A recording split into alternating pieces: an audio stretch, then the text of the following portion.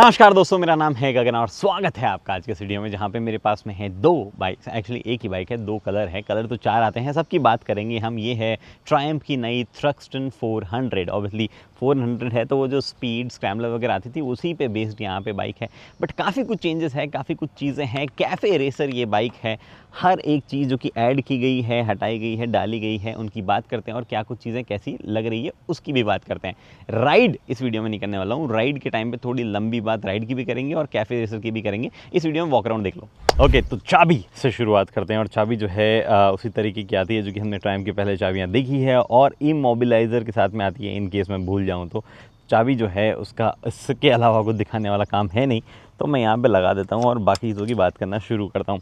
तो देखो, दो कलर मैंने यहाँ पे रख रखे हैं। वैसे कलर चार आते हैं, एक रेड भी आता है, एक ब्लैक भी आता है।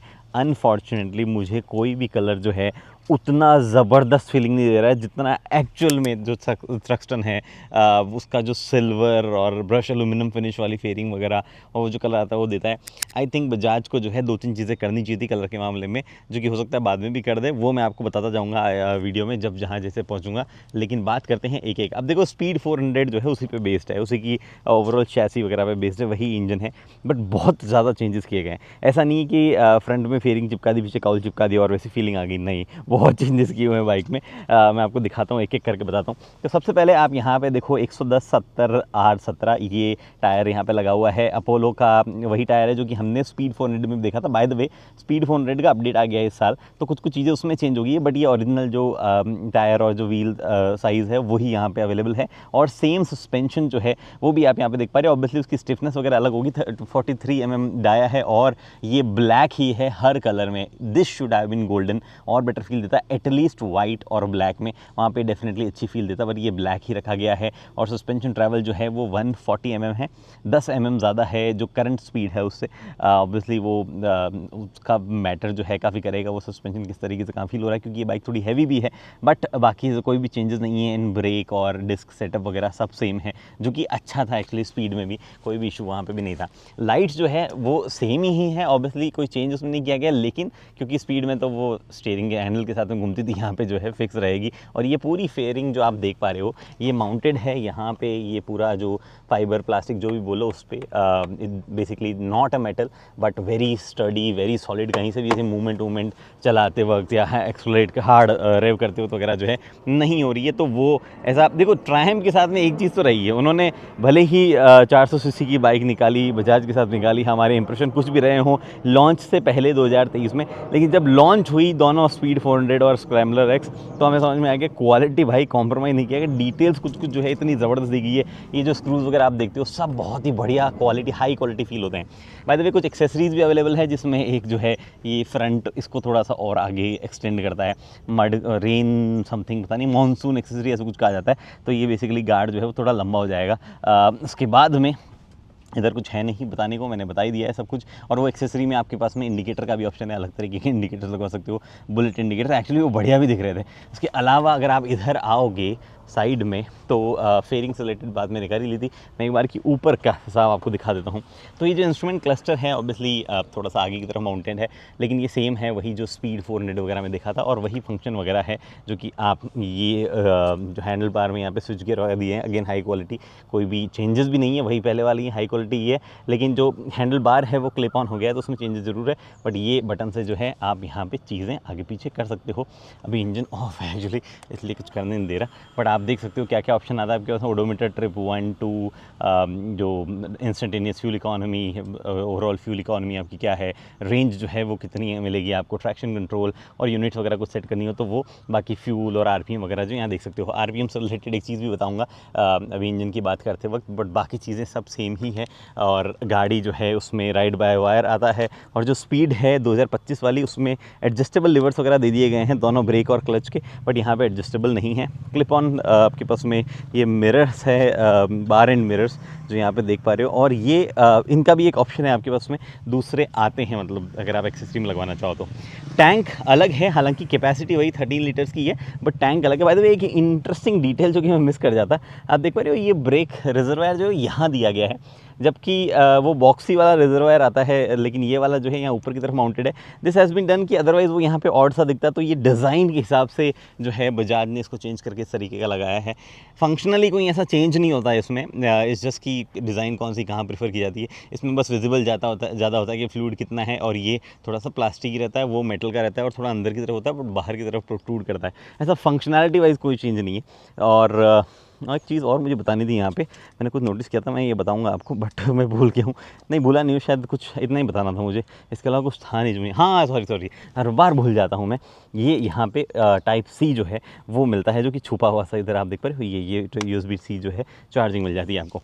तो 13 लीटर का ही टैंक है, बट टैंक जो है उसकी शेप अलग है, and at the same time आप देखो, और ब्रश एल्यूमिनियम फिनिश जो है वो यहाँ पे फ्यूल कैप को देखिए, लुक्स वेरी नाइस। स्पीड में साइड में आता है स्क्रैम्बलर, स्पीड में थोड़ा ऑफसेट आता है, बट यहाँ पे बीच में दिया गया है। इसके बाद में सीट हाइट वगैरह पे मैं आऊँगा, बट पहले आ जाता हूँ मैं इंजन की तरफ। आप देखो फ्रेम तो सेम ही है, और इंजन भी सेम ही है, 398। इधर भी आपको देखना है, दूसरी तरफ से मैं दिखा देता हूँ।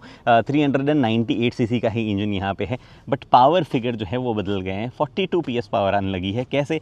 जो कैम टाइमिंग वगैरह है उससे थोड़ी सी छेड़छाड़ की गई है, और RPM जो है वो भी अब 1000 RPM ऊपर जाता है। टोटल 10,200 RPM तक गाड़ी जो है वो ड्राइव कर सकती है।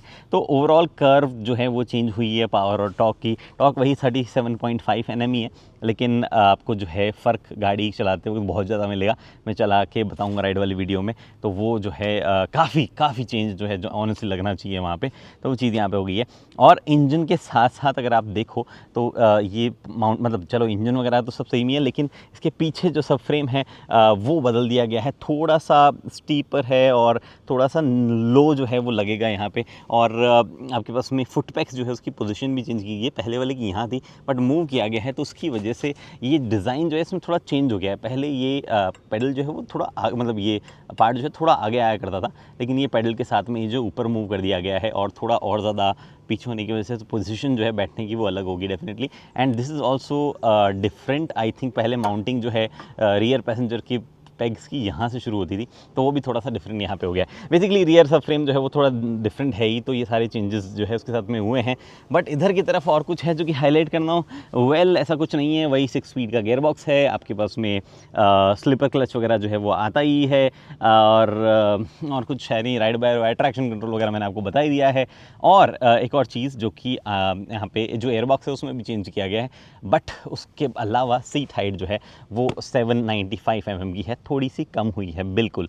रियर मोनोशॉक सस्पेंशन है, इधर आप देख पा रहे हो। एडजस्टेबिलिटी उसकी भी है, जो कि आप देख ही पा रहे हो, कर सकते हो। 10 स्टेप है आई बिलीव। और उसके बाद में इधर आपके पास में जो रियर टायर है वो सेम ही है, मतलब जो ओरिजिनल स्पीड 400 में था वही यहाँ पे है। बाय द वे एक और चीज़ मुझे दिखानी थी यहाँ पे आके, वो अरे मैं इधर क्यों जा रहा हूँ, यहाँ पे भी तो है। एग्जॉस्ट जो है उसको चेंज नहीं किया गया है। रियर स्प्रॉकेट जो है उसमें 45 की जगह 43 तीथ है, जिसका मतलब ये है कि स्पीड वगैरह में चेंजेस हुए हैं। और स्पीड में एक्चुअली बहुत ही इंटरेस्टिंग चेंज हुआ है ओवरऑल टॉप स्पीड वगैरह में, मैं बताता हूँ अभी आपको। बट मुझे एक और चीज़ जो बतानी थी वो याद आ गई है।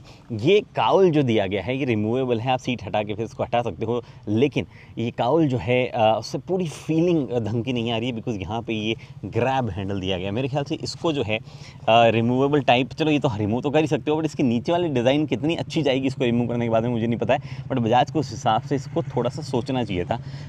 कुछ चीज़ें हैं, जैसे कि ये हुआ फ्रंट में वो गोल्डन वाले USD फोक्स नहीं दे के, जो ना कुछ, और वो अगेन ब्रश एल्यूमिनियम वाला कलर वगैरह ऑफर नहीं करके, थोड़ी फीलिंग जो है मेरे को कम आ रही है ऑनेस्टली। अदरवाइज ग्रेट, मतलब बहुत बढ़िया बाइक फील हो रही है in terms of overall things that has been done. जिस तरीके से बैठ की फीलिंग आती है, जिस तरीके की क्वालिटी ऑफर की गई है। 2,74,000 274 एक्स शोरूम जो है इस बाइक की कॉस्ट है, विच इज़ नाइस ऑनेस्टली। जिस तरीके का इंजन है जो हमने पहले स्पीड वगैरह में सब देख रखा है, किस तरह की क्वालिटी वगैरह क्या कुछ चीज़ रही है, बट मुझे लगता है वो थोड़ा सा चीज़ें और करनी चाहिए थी बजाज को।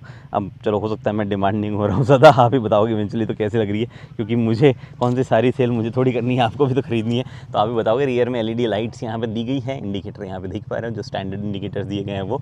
और उसके अलावा अगर मैंने आपको टायर साइज़ नहीं बताई है तो दैट इज़ 150 60 R17 ये टायर साइज़ जो है वो यहाँ पे है। अपोलो और MRF आपके पास में ऑप्शन है, जो भी आप लेना चाहो वो टायर आप ले सकते हो।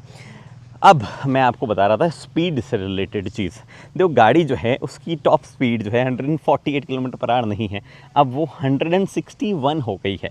161 का मतलब 160 का मतलब है 100 माइल्स, मतलब वो किलोमीटर पर आवर में, ये माइल्स में। अब ये अपने आप में हिस्ट्री है कैफ़े रेसर्स कहाँ से ओरिजिनेट हुई है, थोड़ा सा उसके बारे में आधा एक मिनट बात में जो है राइड वाली वीडियो में करूँगा बताने से पहले, ताकि आपको फील आए कि ये चीज़ें क्यों एग्जिस्ट कर दी, apart from the overall styling थोड़ा सा कनेक्ट आपको बने।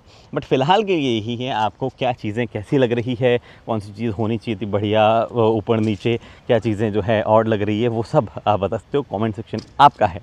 इस वीडियो में इतना ही। अगली वीडियो तक दोस्तों हेलमेट पहनिए, सीट बेल्ट पहनिए, सुरक्षित चलिए। धन्यवाद।